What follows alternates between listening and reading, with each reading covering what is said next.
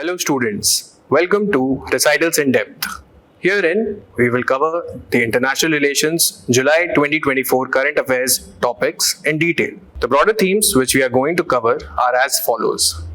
Budget 2024-25, trade dynamics, climate diplomacy, crisis in the Middle East, elections in important nations, and maritime security. India-Japan plan carbon crediting mechanism. So under the Paris Agreement of 2015, the nations have contributed various emission reduction targets, and so have India and Japan. These are called as the nationally determined contributions. That is, how much emission reduction that a country needs to have so that the effects, or rather the adverse effects of climate change can be arrested. Right? So under Paris Agreement, there is also a carbon crediting mechanism which enables the countries to come into partnership and establish emission reduction mechanisms. This is particularly significant because it can also serve as a model for future international collaboration when it comes to climate change effects. To understand what crediting mechanism is, we first need to understand what are carbon markets. So for that, we have to understand what carbon credits are. So each country has a nationally determined contributions rated emissions reduction target, according to which it has to lower its emissions. For this, they will have some amount of carbon credits allocated to them. This means this is a measure of amount of greenhouse gas emission that a country is allowed to emit, right? And therefore, the country would also allocate these amount of carbon credits to the entities which are generating such kind of greenhouse gas emissions, right? So, carbon credit, what is it?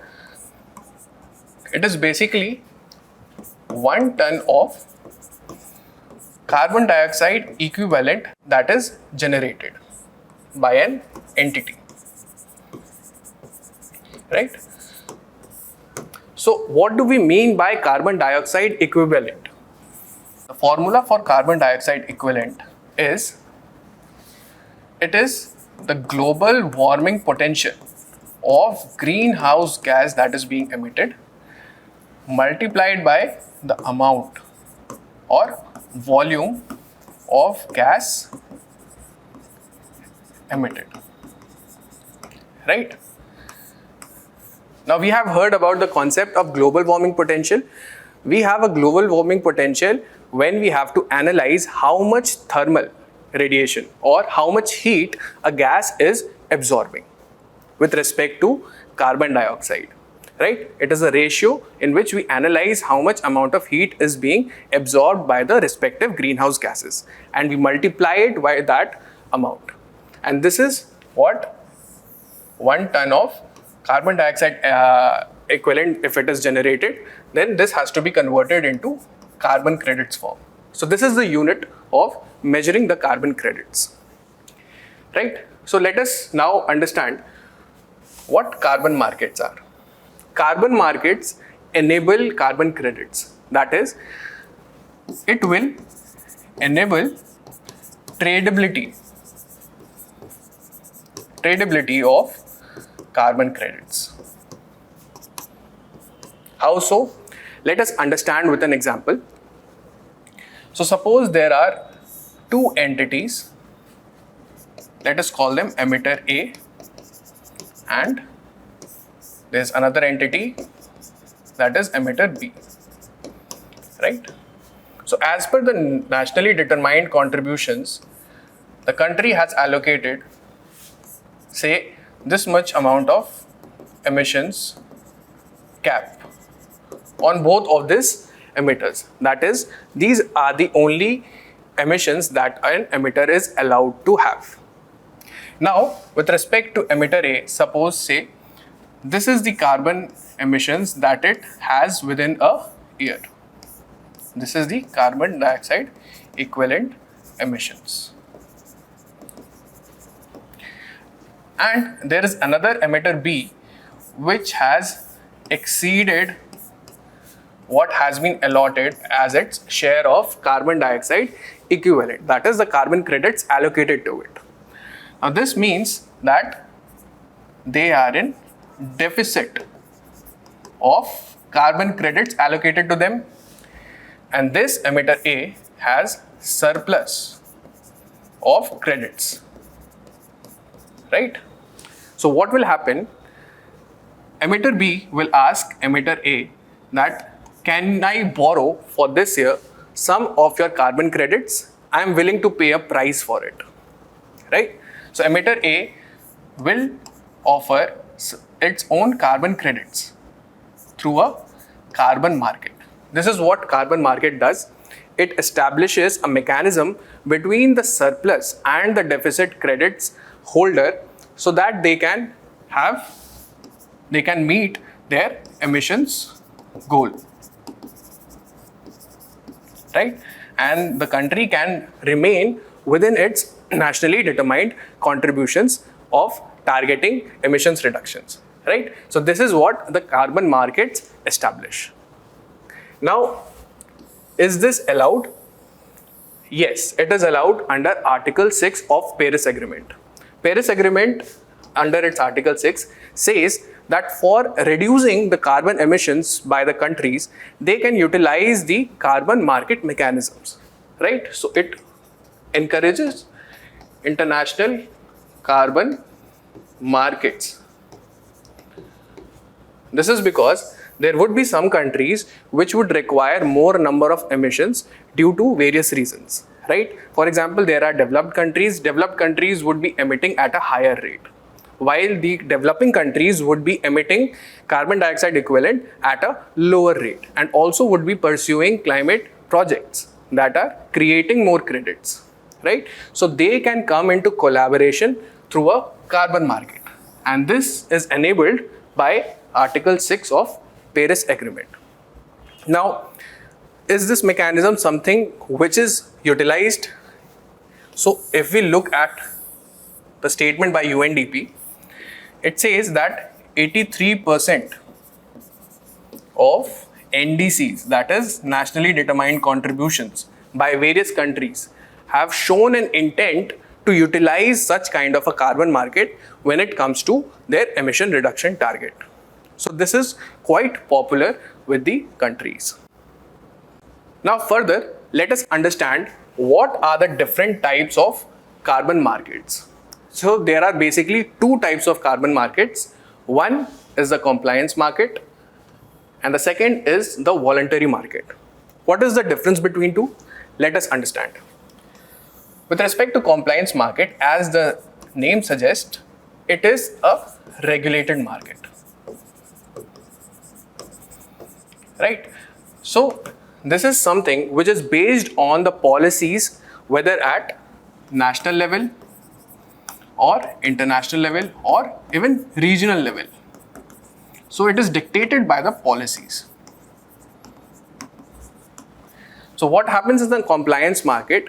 There are entities or emitters of greenhouse gases. The country will allocate some amount of carbon credits to them, which means they have to comply with those emissions norms, right? They have to remain within that cap. So they will try to, the entities will try to comply with it. And for this, they will utilize the carbon market mechanism, right? This is basically to offset the carbon emissions, right? A very popular example in case of compliance market would be Kyoto Protocol. So please write in the comment section what is Kyoto Protocol and what kind of mechanism does it establish with respect to the carbon markets. Now coming down to the voluntary market. As the name again suggests, it is something which is done voluntarily by the emitters, right? So there is no cap as such by the government over the emitters. However, what it says is that these emitters feel that they are socially responsible, and therefore they would engage in trading carbon credits, right? So these are some of the entities which will create carbon credits. How can carbon credits be created? They can be created through climate change projects. What are those projects? The projects we have like Aforestation, or suppose say investment in renewable sources of energy, right? So these will create carbon credits, and the entities involved here will voluntarily adopt such kind of a mechanism so that they can help the emitters who are in deficit, right? So here we can see there is limited amount of carbon credits that can be traded. There's a cap that has been set. However, in the voluntary market, we also have a provision in which carbon credits can be created and then sold, right? In both of these cases, the price of the carbon credit, how is it determined? It is determined through the market mechanisms itself, right? It is the demand and supply that will direct how much is the cost of carbon credit or 1 ton of carbon dioxide equivalent. Now let us see what kind of carbon markets are there in India. So with respect to India, there is a voluntary market. That means there is no compliance when it comes to emitting greenhouse gas or carbon dioxide equivalent, right? India has involved itself in international trade of carbon credits, right? It has involved itself in international carbon credits, and whatever carbon credits it creates, it tries to sell it to the entities which are in deficit of carbon credits. Now there is a very important fact: 17% of all the voluntary carbon credits that were created were by India in a span of 2010 to 22. So this is a very important fact which states that all the carbon credits, out of those 17% were created by Indian projects, or India has been a contributing factor in reducing the emissions across the world. However, now India also wants to move towards the compliance market, right? That is, not just internationally, India wants to grow the trade with respect to carbon credits internally, right? It wants to create a domestic market of carbon credit mechanism, right? So how is it going to do so? It is through a legislation. Only a legislation can bring out what kind of parameters should we have if we are to reduce our carbon emissions. So this legislative push comes in the form of amendment. Amendment to which act? It is amendment to Energy Conservation Act of 2022. That is, this Energy Conservation Act was amended in 2022 so that we can incorporate some kind of carbon market mechanisms, right? So what are the amendments that were introduced?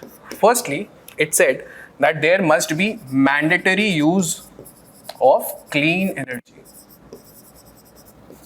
by the entities, right? Secondly, it said that the central government can establish, it has empowered the central government to establish carbon credit trading systems, right? It has also said that the central government should establish what norms should be pursued when it comes to giving out carbon credit certifications. Okay, so the norms for carbon credit certification. So either the central government or it's any authorized agency that is appointed by the central government in this regard. So these are the carbon markets. Firstly, we have a voluntary market. We want to move towards compliance market, and due to this, we are going for an amendment, that is through Energy Conservation Act that was amended in 2022. Now looking at the joint carbon crediting mechanism between India and Japan. So under Article 6 of Paris Agreement, there is recognition of carbon market mechanism for reducing emissions. Okay. And further, within Article 6.2 of Paris Agreement, the countries can collaborate with each other when it comes to establishing a joint credit mechanism. Right? Under this joint credit mechanism, the emission reduction target that is obligated for the country to reduce under its NDCs, they will be shared. So some amount of JCM credits will be shared between Japan and the partner country. Right? Japan tries to reduce its emissions by having such kind of a crediting mechanism. Now this is a win-win situation for both the countries. Why? Now the partner country, say India, which is a developing country,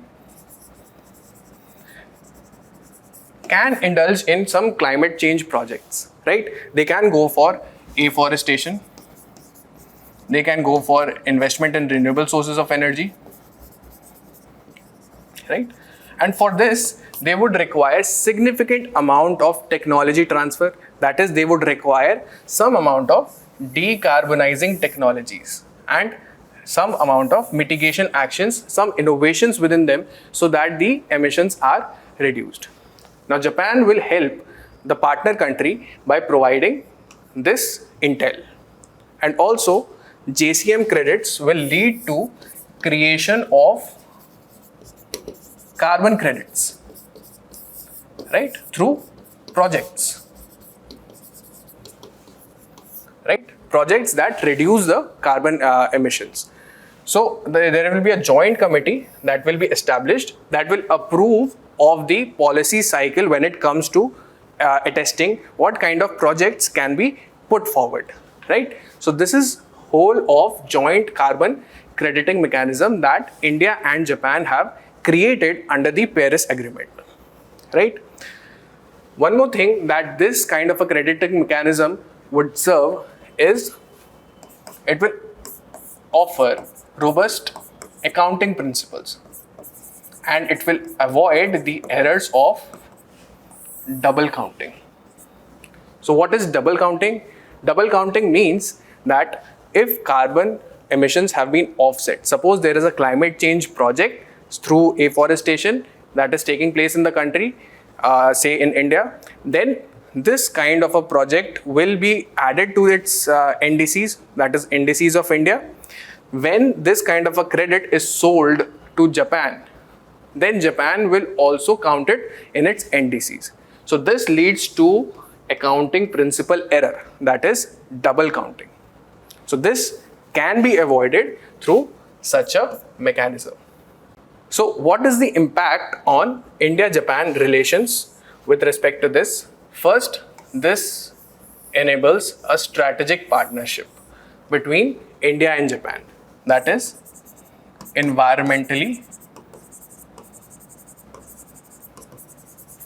we are committed to reduction of emissions.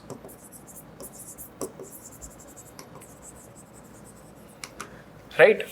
Secondly, it will also provide for innovative technologies. Innovative technologies, funding,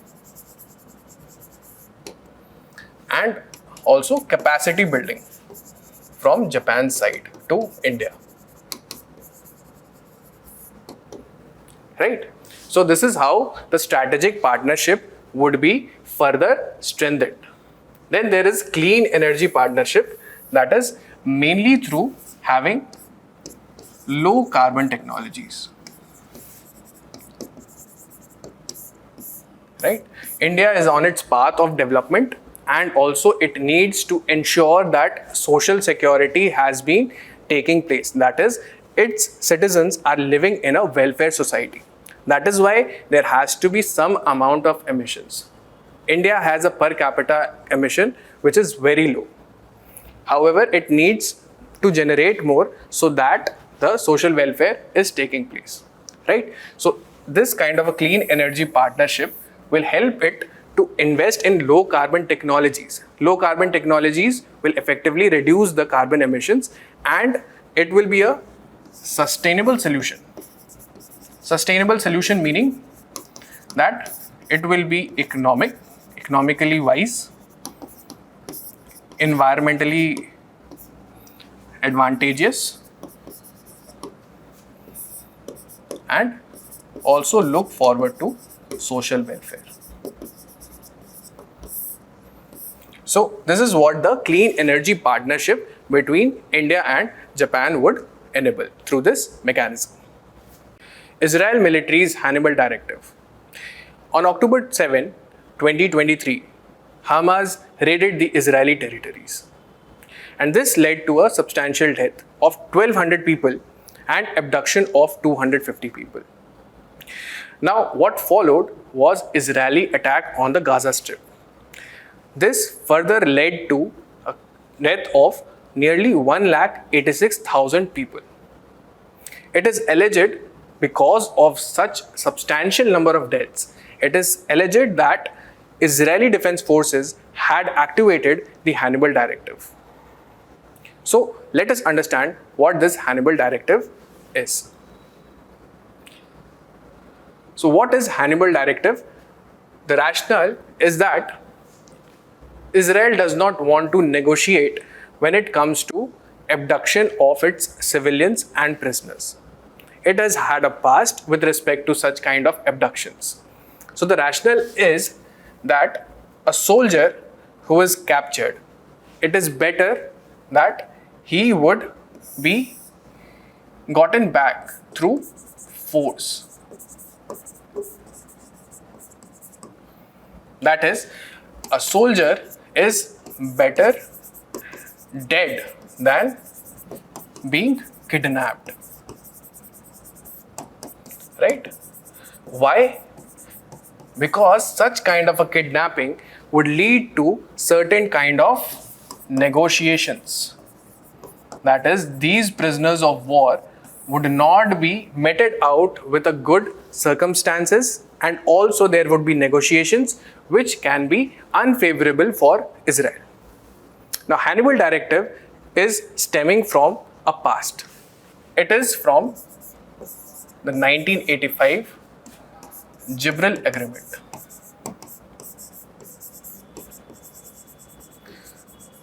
Now, this was an agreement which was signed between the Israeli government and a Popular Liberation Front for Palestine General Government.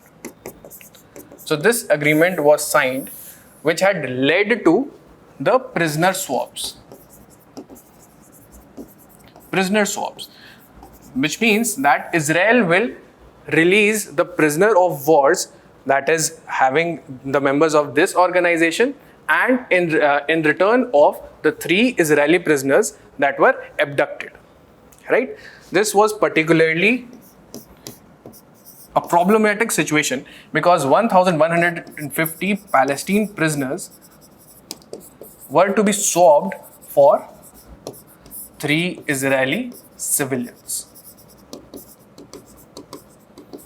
Right? And amongst the prisoners who were released from Israeli side, one of them had gone on to found the Hamas, that the militant group exists. Right? So these kind of negotiations have to be stopped. So for that, Israel has come out with a Hannibal Directive, that is, Israeli Defense Forces have come out with a directive, and within that they say that there must not be kidnappings. That is, we would go to the extent of even killing the soldiers if they are kidnapped or if they are in a situation in which they are captured. Right? So this has been said to result in substantial deaths. Substantial deaths of the people. civilians or soldiers. Right? So this is what the Hannibal Directive is. For understanding what the Israel-Palestine issue is all about, you should go to the May Recitals in-depth video. There it has been explained. So for now, let us understand whether this kind of a Hannibal Directive or this kind of a directive for the military, so that there is a threat to human life or human life is not valued at all, is it justified? So first of all, there had been censorship when it was revealed. So in the late 1990s, it was revealed that Israeli Defense Forces were practicing what was called the Hannibal Directive. And this revelation led to a lot of discussions. These discussions were banned in 2003. Right? So any discussion on Hannibal Directive was banned by the Israeli government when it comes to Hannibal Directive. Right? What about the public perception? So Israelis think that the negotiations which follow after the kidnapping of such soldiers or civilians is something which will always be unfavorable towards them. This means that they would not get their fair share, and this would result into them being at a disadvantageous position in the future. And therefore, there is little to no criticism within the Israeli population when it comes to Hannibal Directive. But of course, the legal experts have criticized it, including Asa Kesher. Asa Kesher was the person who had designed the code of conduct of Israeli Defense Forces, and he had particularly criticized this Hannibal Directive. And he has attributed the number of killings to this kind of a directive being activated. Right? Now, this is also a very good example that you can quote in your ethics paper. We have ethics in international relations. So in that you would be reading about the just war theory. What I want you to do is write in the comment box what just war theory is, and also what principles does this Hannibal Directive violate when it comes to this theory. China-Russia joint naval drills. China and Russia have gotten themselves involved in a joint naval exercise in the Pacific Ocean. Now this has attracted a significant global attention. This is particularly because NATO had expressed its concern over Chinese involvement in the Ukraine conflict. So this also shows that there has been significant amount of geopolitical changes that are expected to come and are also in this kind of a joint exercise. So let us see what has happened. So firstly, there has been a joint military exercise between Russia and China. This has taken place in the Guangdong region of China. This is the Guangdong province, and this is where the military exercise has taken place. So there has been a showcasing of naval capabilities like airstrikes, sea strike, anti-missiles. These kind of things have been showcased. Secondly, just to understand what the issue is, on 6th or 7th July, Chinese military ships were found to be floating in the Bering Strait. You can see this comes within this waters of USA. Right? You must have read about UN clause that defines what is territorial sea, what is exclusive economic zone, and within this strait, Chinese military ships were found on 6th or 7th of July. Right? On being inquired by United States Navy, that is the Coast Guard cutter, they inquired. The Chinese ships responded by saying that they are exercising their freedom of navigation in these waters. Now, when we consider what kind of a stance Chinese had when US military ships were found floating near its region. They had confronted it, and this was in February 2021. The Chinese Navy had confronted these warships and warned of a conflict that can be created if these continue to remain in this region, right? So they did not answer. Why are they not pursuing freedom of navigation? Why are they not allowing the US warships to have a freedom of navigation operations as per the UN clause, right? So this creates an issue, a geopolitical issue, which China and Russia are looking forward through the joint exercise. Now, what does it mean? It means that there is a show of solidarity. That is, Russia and China are coming closer when it comes to defense exercises as well. That is, this kind of a joint exercise, it shows that naval capabilities are being built on through collaboration, and secondly, it also shows the united stance of both Russia and China. That is, in case of a conflict, China would be there to support Russia, right? This also points to a multipolar world. Now, let us understand what do we mean by polar or polarity.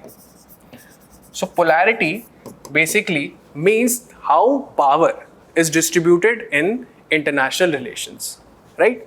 So, we could have a unipolar global order,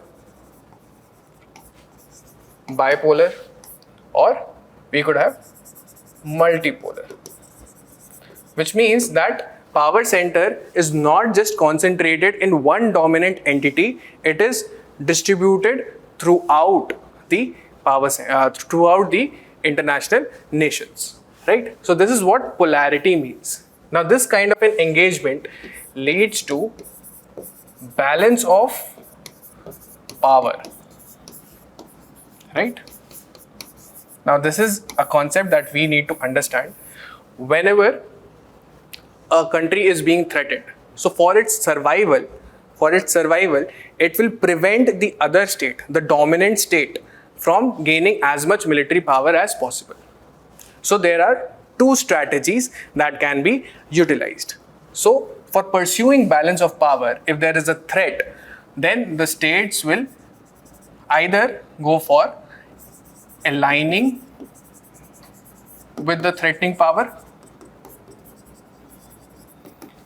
or they would align with their allies. They will create such kind of allies which can counter such kind of a threat from the dominant powers. This is how the balance of power can be created. In this kind of a case, there would be balancing. In this kind of a case, when they align with the threat, they would be bandwagoning, right? So this kind of a balance of power is being observed when we move towards multiple power centers, right? For example, Russia is being threatened by NATO. Also, China is also being put as a country of concern by NATO and being said that it has a role in Ukraine conflict. So they have aligned together, and this has led to balancing of power against the dominant power centers, right? This has led to a multipolar world, right? Also, there is power projection because they show naval capacities of both the nations. It is showing that there is considerable amount of military power should any threat arise or any conflict arises, then they are ready with their own built up capacities. Also, it shows that there is considerable geopolitical significance of their united stance, and it can influence the global affairs.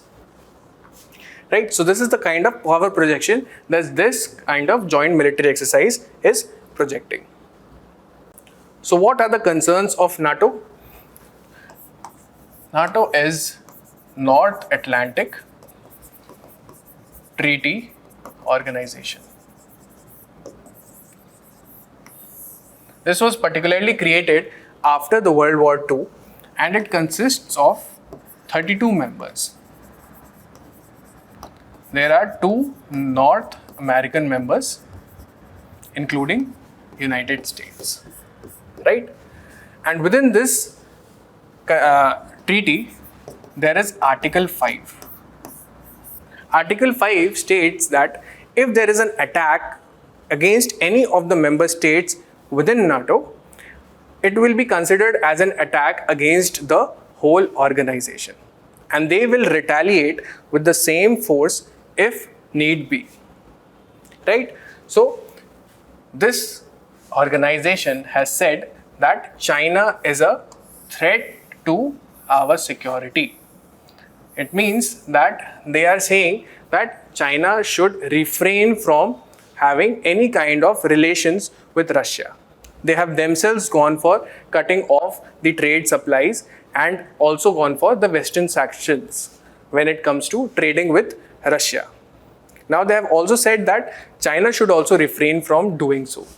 But China have done otherwise. They have said that we will go for joint exercise. We will conduct naval drills with Russia. We will engage in the economy. They have put on a trade of more than $200 billion. They are trying to have Russia out of this trade inefficiency that is created by the sanctions, right? So these are the concerns of NATO that China does not pay heed to. So NATO is also concerned when such kind of a collaboration is being taken place, there is a possible creation of a situation like Cold War. That is, these kind of geopolitical tensions would keep building on and there could be an event which would lead to a war-like situation, right? Second, NATO's concerns are also with respect to building up of naval capabilities, and they fear that it will lead to another arms race, right? Whatever gains have been made with respect to disarmament, it could be all lost when this kind of a arms race is being pursued by the different power centers, right? So these are the concerns of NATO. Also, there is a possibility of regional tension. There is a possibility of regional tension. Why? This is because most of the exercises will take place in this region, and this is South China Sea.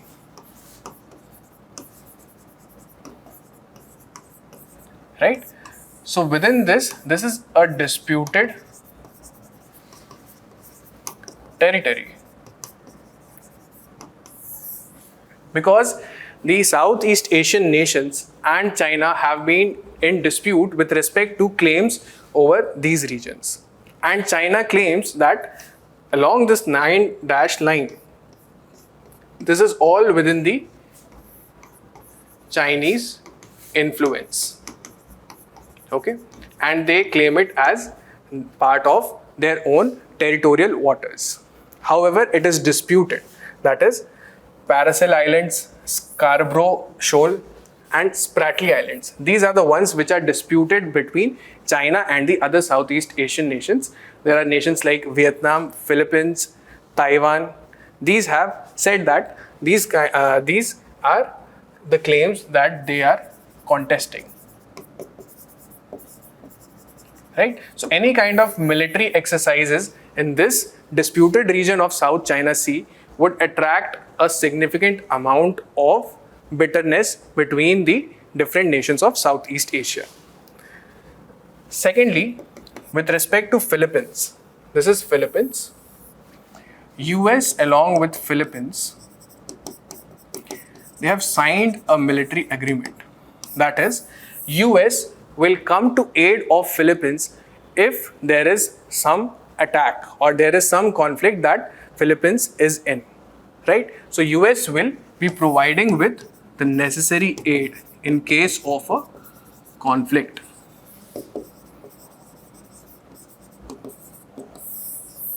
So this zone becomes a hotspot for conflict creation, and this kind of a joint naval drill may attract such kind of conflicts as well. So there is possible regional tension that can be created in South China Sea also. Now, what is India's strategy with respect to this issue? First, India wants to maintain its strategic autonomy. That is, it cannot lean towards any of the nations, that is Russia or US. Both of these are huge trade partners for India. Russia provides for cheap oil, cheap crude oil. US provides for cheap LNG, liquefied natural gases, right? Along with that, there is trade with respect to both of them. When it comes to defense, with Russia, we have purchased defense equipments. We have shared intelligence treaties with US, which are BICA, COMCASA, LIMOA, logistics arrangement, right? So these kind of things have made us to not align with any of these power centers, and we want to remain strategically autonomous. That is, we want to decide for ourselves whether we want to get involved in this kind of a conflict or remain non-aligned.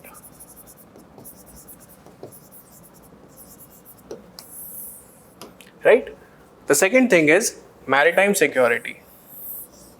China is pursuing its maritime aspirations in South China Sea and also Indian Ocean region. And it is also building upon its naval capabilities through collaboration with Russia. This means that India can have a threat from the Chinese side. So India can effectively, if it wants to avoid such kind of a confrontation, they can also build upon this through an organization called Quad. So in the comment box, write down what does Quad stand for, which countries are a part of Quad, and whether India can pursue such kind of a strategy when it comes to China-Russia joint naval drills. India and the USA signed first ever cultural property agreement. India in the month of July hosted the 46th World Heritage Committee in New Delhi. Now, alongside this committee hosting, India also signed an agreement with the United States of America for a cultural property agreement. This is particularly to prevent any kind of illicit trafficking of cultural heritage. So let us understand what this issue is about. So what is World Heritage Committee? First of all, for the purpose of our exam, it is important to know what this committee is. So it is a committee under UNESCO, which gives effect to its designation of World Heritage Sites, right? So in this, there are 21 state parties that are elected by the General Assembly, and it is for the term of 6 years, right? So you can see that there is a list of UNESCO World Heritage Sites in India that is given in this map. This was also a question in Prelims 2024. So what I want you to write down is how many World Heritage Sites are there in India first, and which was the latest addition to the World Heritage Sites, right? So let us now understand what World Heritage Committee, what are the functions of this kind of a committee, right? The first is to identify. Another function would be to monitor. And the third one would be to evaluate. Right? So what is the World Heritage Committee identifying, monitoring or evaluating? So firstly, it is identifying the World Heritage sites, that is properties which have cultural or natural value, right? That is being designated by a state party because it has some kind of outstanding human value, right? So this is what they are going to identify as a part of World Heritage Committee. The second function is to monitor. That is, there are multiple World Heritage sites which are in danger, right? And these kind of World Heritage sites need some kind of protection and preservation, right? So it will monitor the works that are done for the upkeep of these World Heritage sites. And the third would be to evaluate the request for funds, that is the World Heritage Fund. This fund will provide the state parties with the necessary costs that are necessary for preserving the World Heritage site, right? So these are the three functions of the committee that they have. With respect to hosting this World Heritage Committee, the nodal agencies in India were Ministry of Culture and Archaeological Survey of India.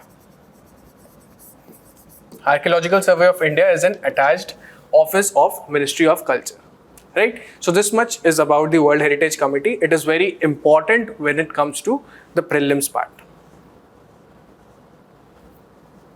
So let us now see what UNESCO's World Heritage Convention says. Firstly, there is Article 1.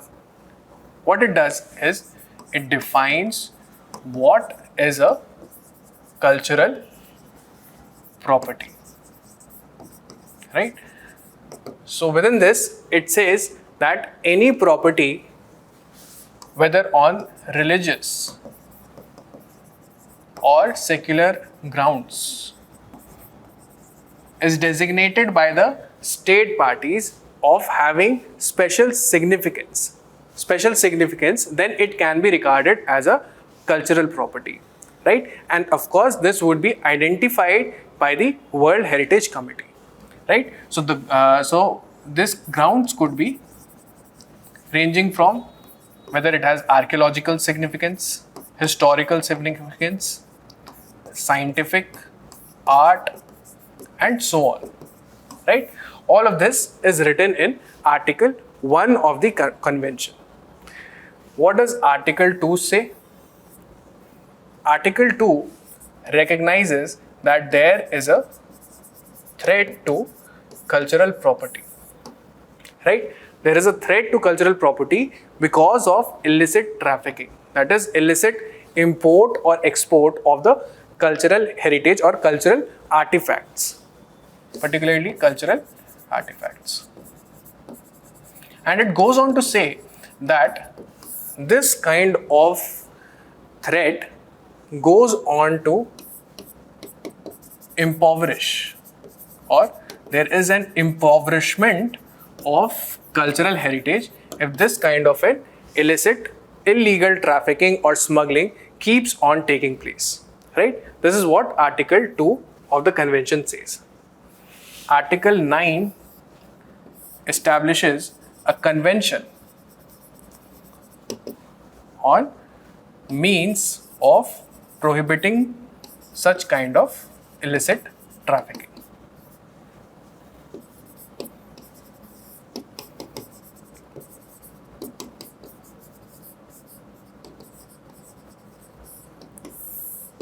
right? So this is what is Article 9, and under this article itself, India and USA have established their own cultural property agreement. So what is this cultural property agreement? This cultural property agreement leads to what is known as cultural repatriation.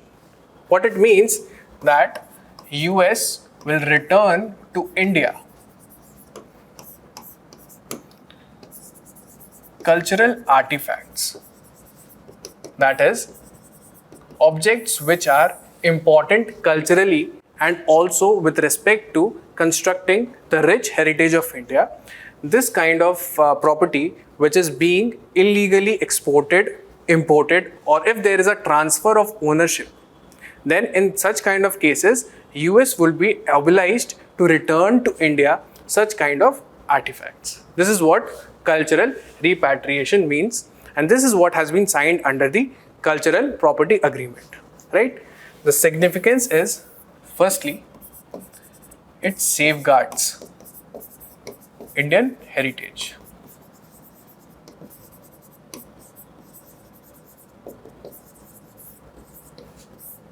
Right? Firstly, it will safeguard the Indian heritage because it is necessary to have these artifacts in place to know what kind of a history, what kind of a heritage, what kind of knowledge did our ancestors possess, what kind of innovations, inventions were there, what kind of sculptures were being used, what kind of material was being used. It all shows how the civilization had progressed in India in the ancient or prehistoric times. Right? This is the significance of it. Secondly, it also builds upon soft power diplomacy. Right? That is, there is mutual respect between the nations of respecting each other's cultural heritage and respecting the emotions of the people there. So what is the importance with respect to relations? Firstly, there is cultural diplomacy. Cultural diplomacy between the nations, which means mutual recognition of each other's heritage. Right?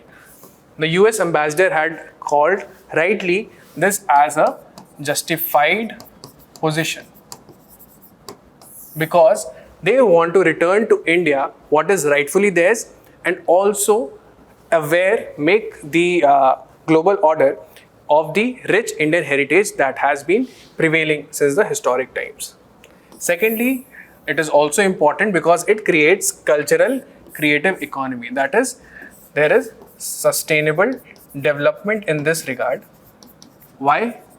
Because this kind of a cultural heritage repatriation would lead to tourism, right? Tourism being created and also education of the coming generations. So this is very important with respect to the relations between the two nations, and it builds upon the bilateral relations of India and the US. America overtakes UAE as India's second largest LNG supplier. Now there has been a significant change in the global energy trade. This is particularly because United States has emerged as the largest exporter of liquefied natural gas. When it comes to India, Qatar has retained its first spot. However, UAE has been displaced by the US. Let us understand what this issue is about. So there has been significant changes in the LNG imports.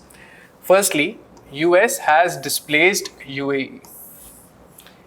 If we have sequentially the order of decreasing imports of LNG, we would have in first place Qatar, US, followed by UAE, then Japan, China, and South Korea. Right? So, with respect to imports from US, there have been 3.09 million tons of LNG that have been procured through imports in the year of 2023.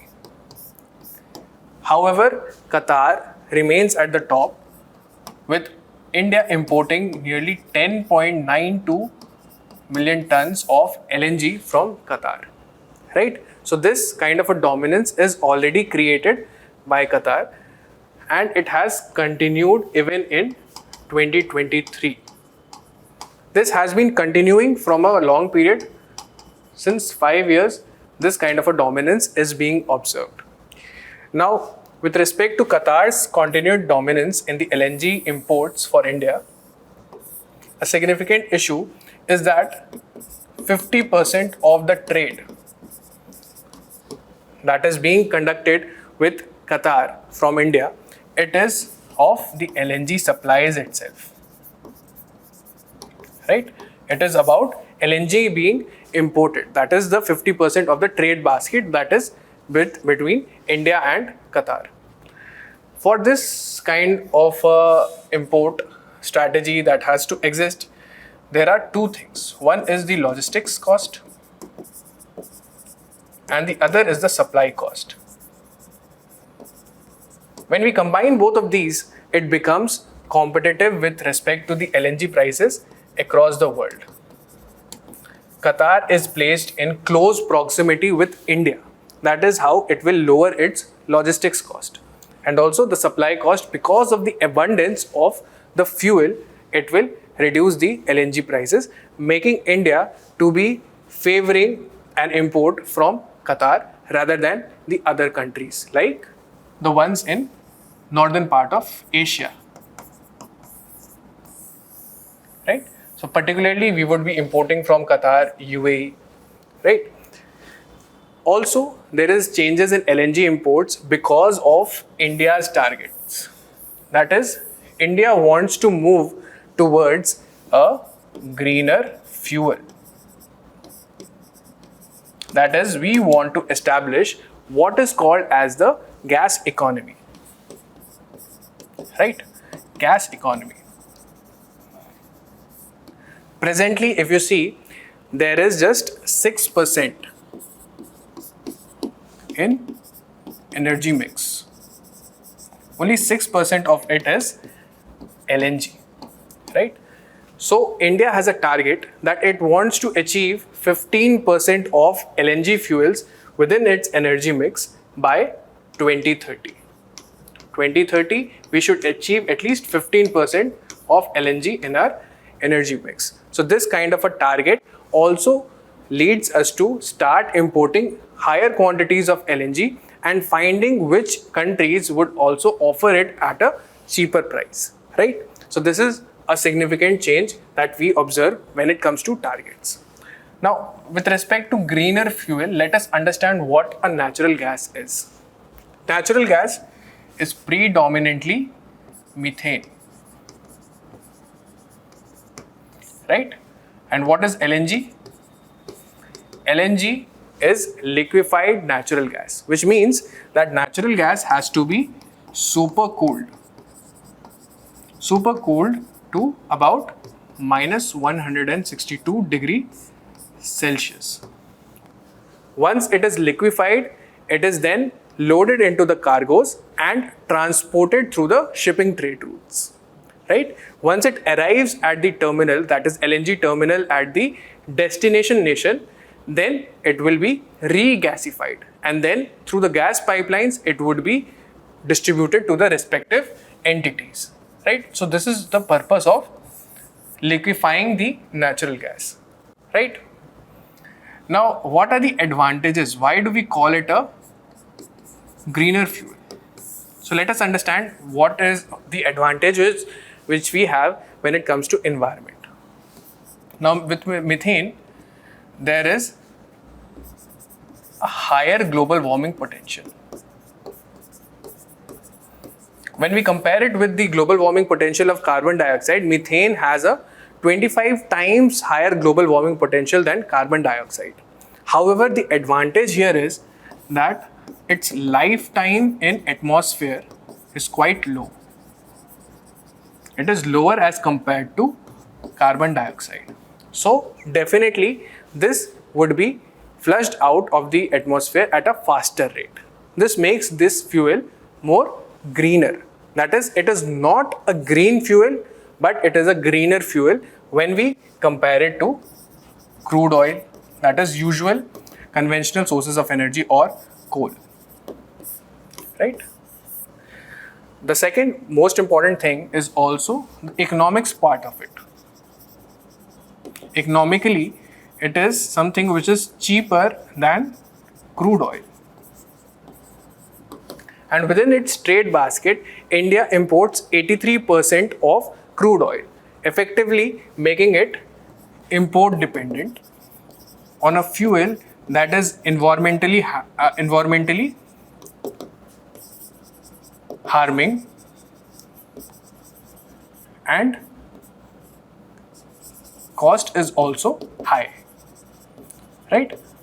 So LNG comes to the rescue when it comes to the cost, when it comes to import dependency, or even at the cost that it is being compared when it comes to crude oil prices or the LNG prices, right?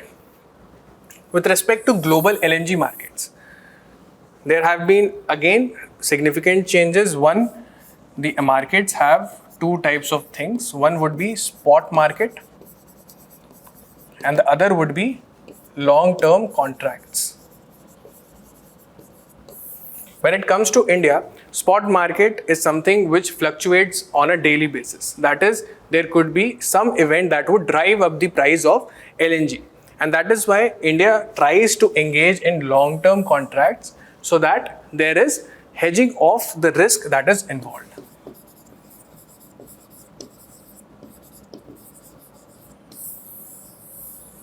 Right? So these are the two types of market, and India would go for long-term contracts. So let us now see what are the contributing factors which have led to the rise in imports from the United States. So first, there is weakening of LNG prices. This is because abundance of production from United States. United States, as I said before, has emerged as the largest exporter of LNG. The second is the proximity. This is because the amount of LNG that we import from North Asian nations, that is from say Japan, from South Korea, or from China, the proximity of this is much lesser. That is via Cape of Good Hope in South Africa. If we utilize this trade route, then the LNG prices, the logistical cost of transferring from US to India would be quite less. So India has a good plan to import more from the United States. Secondly, United States has emerged as the world's largest LNG exporter. Now this has been done since 2017. Now if you look at the graph on the right hand side, you will see till this time, that is till 2017, there were not significant production or exports. No significant exports were there. However, as we proceed through the timeline till 2023, we see that it has outdone Qatar, Australia, Russia, Malaysia. All of these nations have been outdone when it comes to exports from USA when it comes to liquefied natural gas. So what changed in 2017? So there was a fracking revolution, or what is commonly known as shale revolution. So these were the reserves that led to increase in oil production and also gas production, right? These were the areas which were inaccessible before. And now that they are accessible, it has led to US being the world's largest exporter of liquefied natural gas. Thirdly, there has been a decline in the share of African nations like Nigeria and Angola. So the space that is left behind by these African nations is now being utilized by US in amplifying its exports towards India. So these are the contributing factors which has led to the rise of US exports of LNG. What are the implications for India with respect to this? Firstly, it is a transition fuel. That is, it is not a destination fuel as per. It is a greener fuel, but not a green fuel. Right? It is good for transitioning when we are adopting our emission reduction targets under the Paris Agreement. Right? Secondly, there is also market adaptation that is involved. That is, India is trying to import from the countries that can offer it at a cheaper rate. Right? Secondly, the adaptation also comes in the form of the climate change effects that we are trying to avoid. Right? So we are moving towards US because of these reasons. Sri Lanka to lift ban on foreign research vessels from the next year.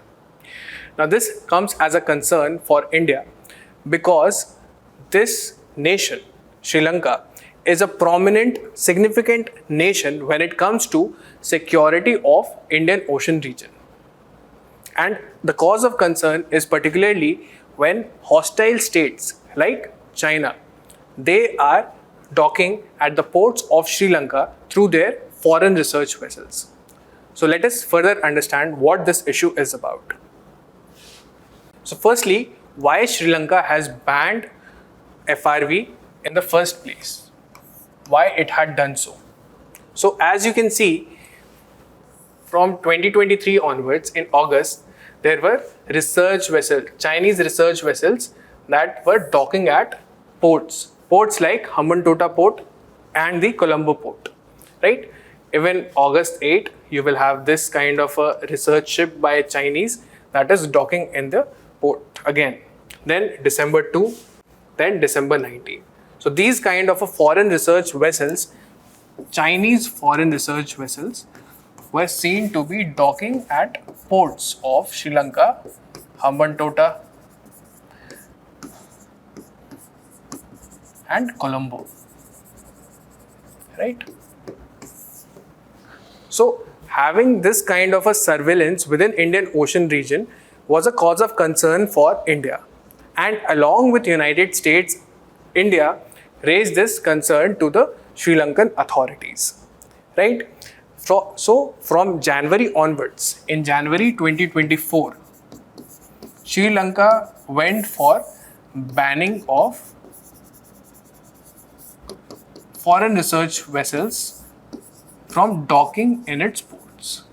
Why? Because Sri Lanka wants to remain as a neutral country. It does not want to be seen as aligning too much with any of the countries, right? So it led to banning of FRVs, that is docking in its ports, right? However, in the recent time, in July 2024, Sri Lankan government has said that it is going to lift this ban from January 2025 onwards. And this raises a concern because again, the foreign research vessels of China would start plying in this region. This would create a threat to security, to the trading routes, and also with respect to exploration of Indian Ocean waters. So what are the concerns for India? Concerns for India is particularly with respect to string of pearls theory, which states that China is trying to establish its naval footprint within this Indian Ocean region by investing in ports that are neighboring to the Indian Ocean, whether it is in Bangladesh, Myanmar, Sri Lanka, or Djibouti in Horn of Africa, Gwadar in Pakistan. Okay, so this will provide it of naval footprint when it comes to Indian Ocean region, and also encirclement of Indian maritime boundary. So what is the pearl in this string of pearls theory? It is the ports. String of pearls means the pearls are the ports that it is establishing in the Indian Ocean. Also, string is the route that it follows from one port to the other, right? So it is also being used to encircle India's maritime boundaries. Now, with respect to Maldives, another issue is that China has signed a military agreement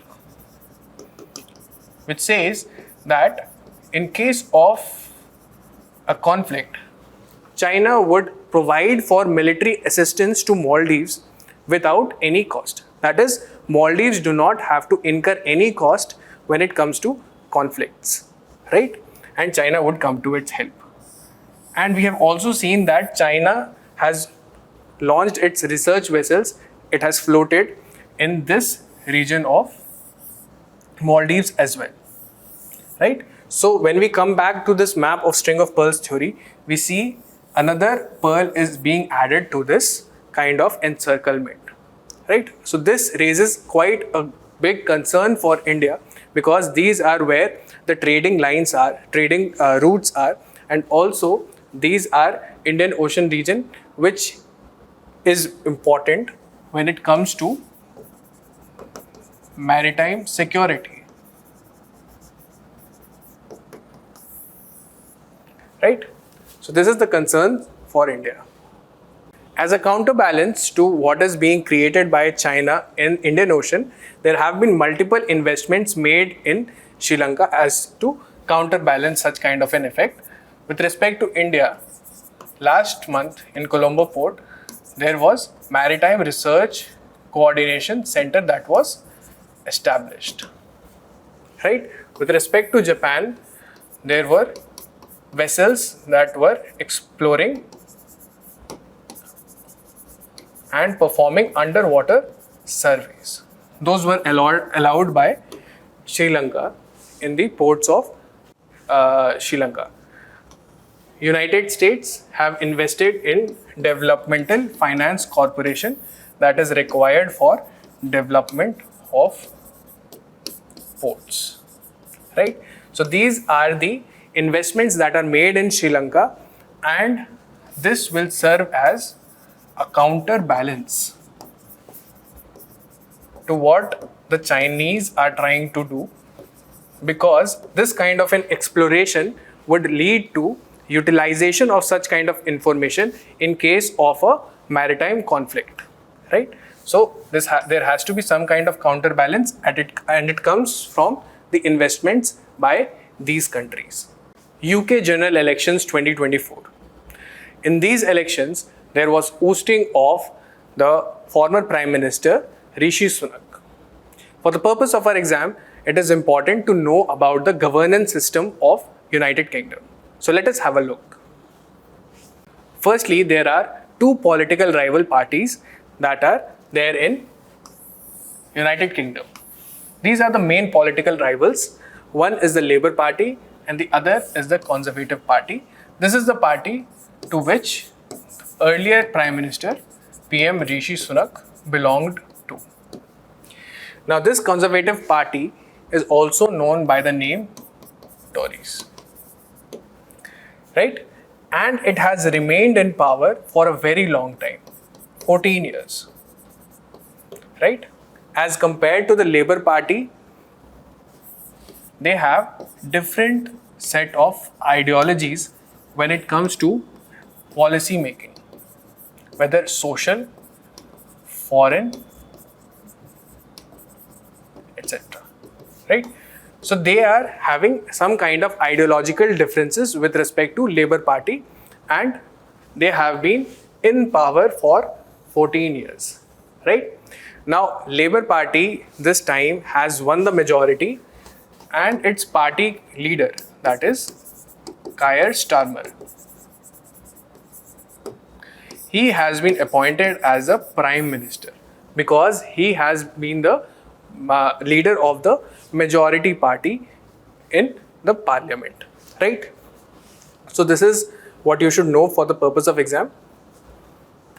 So what is the nature of governance system in the United Kingdom? So firstly, it establishes constitutional monarchy. That is, it is written in the constitution itself, and there has to be parliamentary democracy. So it establishes first a monarch. Second, there has to be a prime minister who would have the freedom to choose his cabinet ministers. Right? So the monarch is largely a ceremonial position. He is also known as the head of the state. Head of state. Right? Now, it would be nice if you can draw a comparison between the presidential and the prime ministerial position in India and compare it with the United Kingdom. With respect to the prime minister, he is the leader of largest party in House of Commons, right? And he is concerned with policy and decision making, both domestically and with respect to foreign policy, right? He is the person who will execute these kind of laws and also enact them through the power of legislation. Cabinet is a set of senior minister that will be chosen by the prime minister, right? So these ministers would be the persons who would be heading the necessary departments, necessary ministries, and they would also help in decision making with respect to the prime minister, right? Let us understand what is the nature of UK's parliament. So it has a bicameral legislature. One is a House of Lords. The other is House of Commons, right? Now, House of Lords has people, it has different peers, live peers, hereditary peers. This means that there are some hereditary positions even within the bicameral legislature, that is within the parliament also. With respect to House of Commons, there are 650 member seats, right? And it is in this election that is the majority party leader is elected as the prime minister, right? This is particularly through the first pass through the post procedure. Okay. This means that the person who gets maximum number of votes, irrespective whether he gets the majority, whether he crosses the 50% of votes or not, even then he would be elected as the prime minister. So this is the nature of UK's parliament.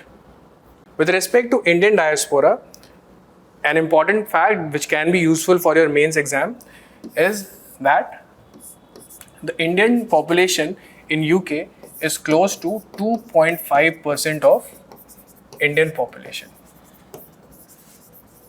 right? And whether they have a representative of them within the parliament or not, then for that in these elections we have seen that 28 MPs of Indian origin have been elected, right? Particularly who are 6, right? So the question of representation of Indian diaspora in foreign nations can also be seen from this fact. KP Sharma Oli appointed as Nepal's new prime minister. Nepal is undergoing a significant amount of political crisis. This is because there has been multiple floor tests and powers have changed hands between the rival parties. Let us understand what this political issue is about. Firstly, we can see the political crisis in Nepal, that there have been 3 floor tests till the month of March 2024. There have been 3 political parties which are the rivals of each other. So one, there is Communist Party of Nepal, that is Unified Marxist Leninist. Then we have Nepali Congress. And the third one is Communist Party of Nepal, Maoist Center. So the former Prime Minister, that is Prachanda Kamal Dahal, he belonged to CPN Maoist Center, and CPN UML is the party to which KP Sharma Oli belongs to, right? So with respect to flow test, there have been continuous withdrawal of coalition or merger of parties or even the alignment of coalitions when it comes to acquiring power, right? So within these three flow tests, it was Prachanda Kamal Dahal of CPN MC who had retained the power. But in the recent times, in July 2024, KPS Oli has emerged as the Prime Minister after Prachanda Kamal Dahal had failed to acquire the confidence of the House, right? So in 2015, Nepal Constitution was drafted after multiple attempts. After two constituent assemblies, the Constitution of Nepal was drafted in 2015, right? It led to establishment of bicameral legislature, right? So there are two houses, right? So one is National Assembly,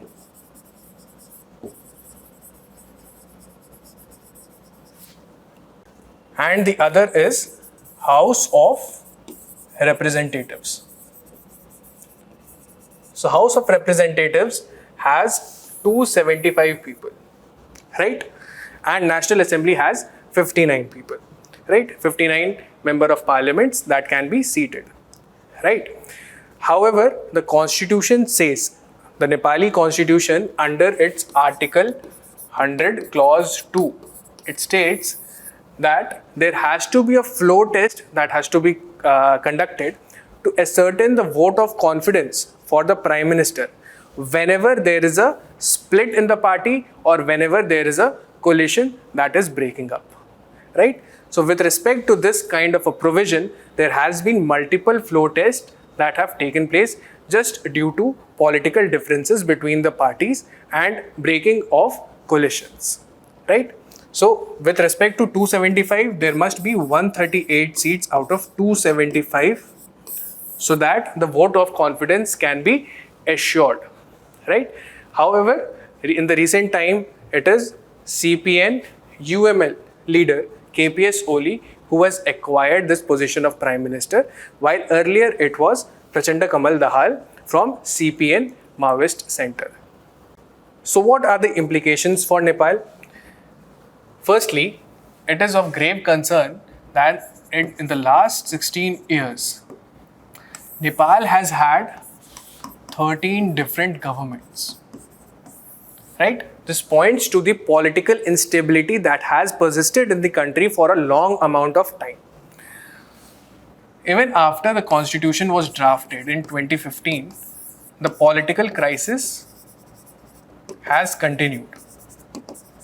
Even if we say that there might be some ideological differences between the parties, it seems that it is merely political in nature and grabbing of power by the various parties, right? So what are the implications? The first is coming in the form of economic downturn. That is, there has been a declining GDP observed for Nepal, right? Second, there have been less to insignificant amounts of jobs being created. That is, unemployment is rising, right? And even though this exercise of drafting constitution in 2015 has taken place, there has been a loss of public trust in democracy. There has been certain sections of Nepal that have said that it is better to have monarchy in place of such a democracy where political instability is thriving and there is no such arresting of declining GDP or there is no creation of jobs. Another important thing is that there has been a trend of out migration. That is, Nepali citizens are moving out of Nepal and going to countries like South Korea, Malaysia, and other Southeast Asian nations in search of jobs. So, the implications of this kind of a political instability shows its effect on economics, or even the diaspora, or even the people who are living in Nepal as well. Now, with respect to India, what is importance of Nepal for India? First, India is the largest trade partner for Nepal. When it comes to trading, it is the largest trade partner and also an important nation because it acts as a transit. This is the third country that will come into play when Nepal wants to trade through the maritime trade routes, right? So it is also an important trade transit country.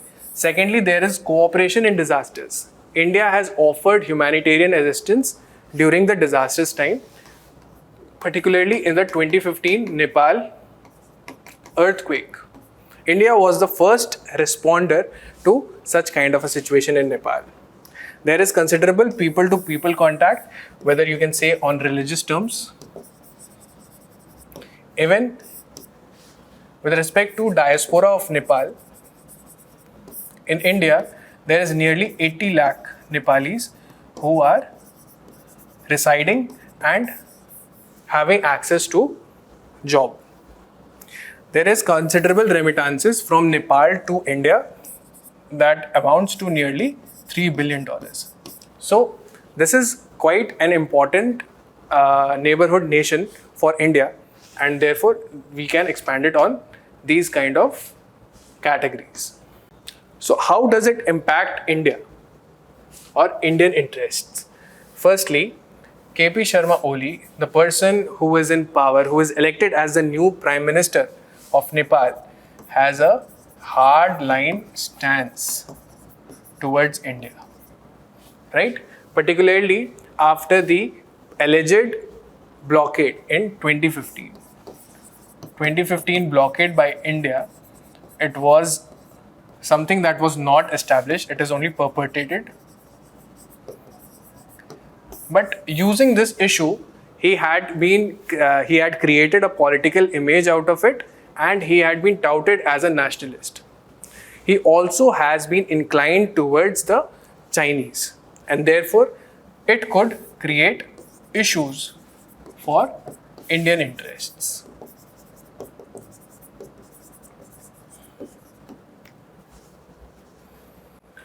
Pushpak Kamal Dahal Prachanda, he has a lenient stance toward Indian interests, the former Prime Minister.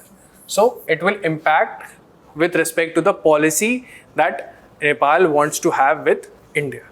India-Russia trade gap and rupee internationalization efforts. Now, India and Russia have a significant amount of trade gap. This is particularly because of higher imports of cheaper crude oil from Russia. For this, the Prime Minister's visit to Russia becomes particularly important.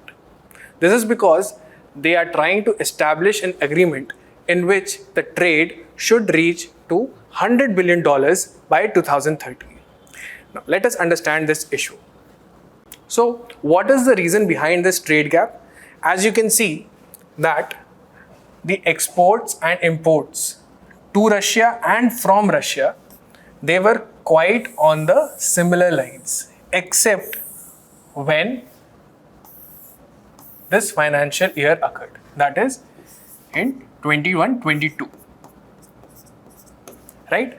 This led to the exports to Russia being at the same point in the financial year 23-24, but the imports from Russia rose to 61.43 billion, and this created a trade deficit of nearly $57 billion. So what caused this event? This event is particularly due to the Ukraine conflict, right? And due to this Ukraine conflict, Russia, because of it being sanctioned by the Western powers, also the trade that it has with the countries were discontinued. Therefore, it offered cheaper crude oil to India. And this opportunity of buying the cheaper crude oil was utilized by India in its developmental efforts, and therefore there was a trade deficit that was created. So this was the primary reason behind the trade gap. Now in this context, let us also understand, when there is a trade deficit that has occurred, it means there is a lesser probability of internationalization of rupee when it comes to trading with Russia, right? So let us first understand what internationalization of rupee means. It means that there is usage of local currency in cross-border transactions, right? It means that India can utilize rupee in its trade, that is in imports or exports. And there have been efforts that have been made with respect to rupee settlement mechanism. So in July 2022, RBI under its powers under FEMA, that is Foreign Exchange Management Act of 1999. This gives the power to RBI with respect to forex reserves, right? So RBI came up in July 2022 with a rupee settlement mechanism which said that India can utilize the currency rupee in its transactions for international trade, right? So there was a mechanism that was set with the intention of internationalization of rupee, right? What are the benefits? Why should we go for internationalization of rupee? Firstly, it will appreciate the currency value. Currency's value. How? Firstly, it will increase the demand for rupee, and it will also lower the transaction cost. Transaction cost that is involved in exchanging of foreign currencies, right? Secondly, it will also provide stability to the volatile rupee, right? It will stabilize the currency. Thirdly, it will also be beneficial if we go forward for a bilateral trade agreement.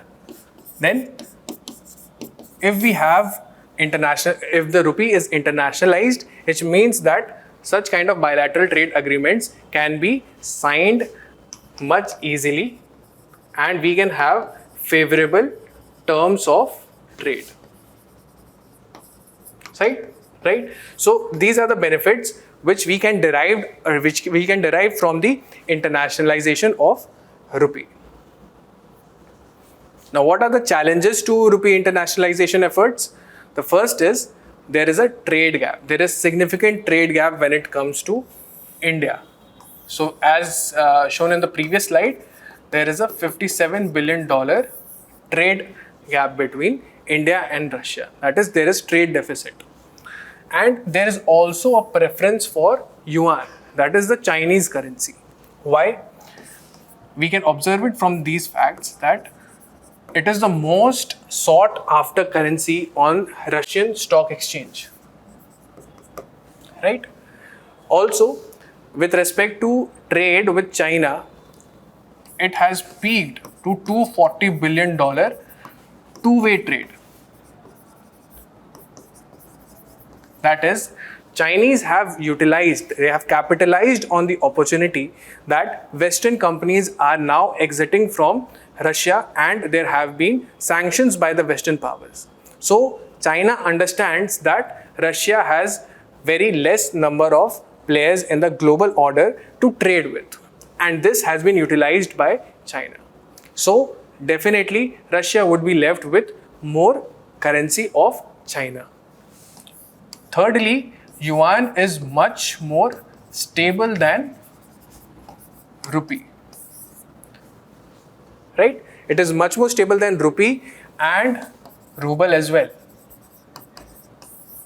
that is the currency of Russia, which means that if Russia wants to acquire stability with respect to acquiring of currency, it would be moving towards preferring yuan, right? So these are the reasons that Russia prefers yuan, and it has also requested, since it is exporting cheaper crude oil to India and India has its own refineries, it is expected that these Indian refineries, it would be favorable if they can pay them in yuan itself, right? So such is the preference for yuan, and such is the trade deficit when it comes to trade with India, right? Then the second challenge to rupee internationalization is reluctance of private banks. A lot of private banks that are operating in India are having interests in Western companies. Okay, so these companies may not continue to do business with these private banks, and thereby also lead to a loss for these private banks. And that is the reason that reluctance of private banks is observed when rupee internationalization efforts are seen in Russia. They do not want to go into Russia because that will lead to the wrath of Western companies, right? Then there is structural weaknesses as well. Firstly, there is no standard operating procedure when it comes to rupee settlement mechanism. Secondly, there is convertibility issue.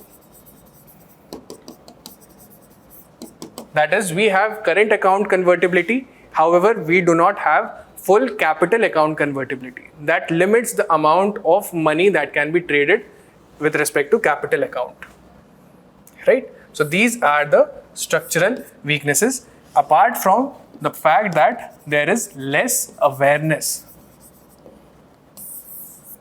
amongst the people also to trade with respect to rupee settlement mechanism.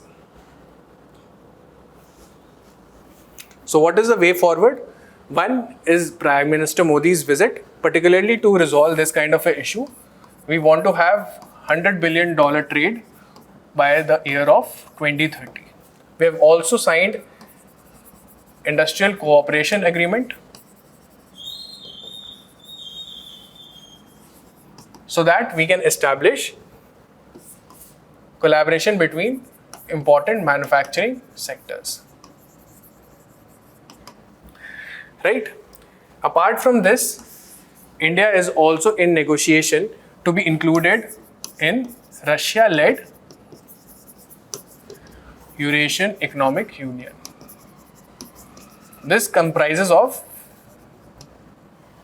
nations like Kazakhstan, Belarus, Kyrgyzstan, and so on, right? So this is one of the way forward that India is trying to do, so that the trade gap is reduced, and also rupee is internationalized. That is, rupee is used in the trade between Russia and India.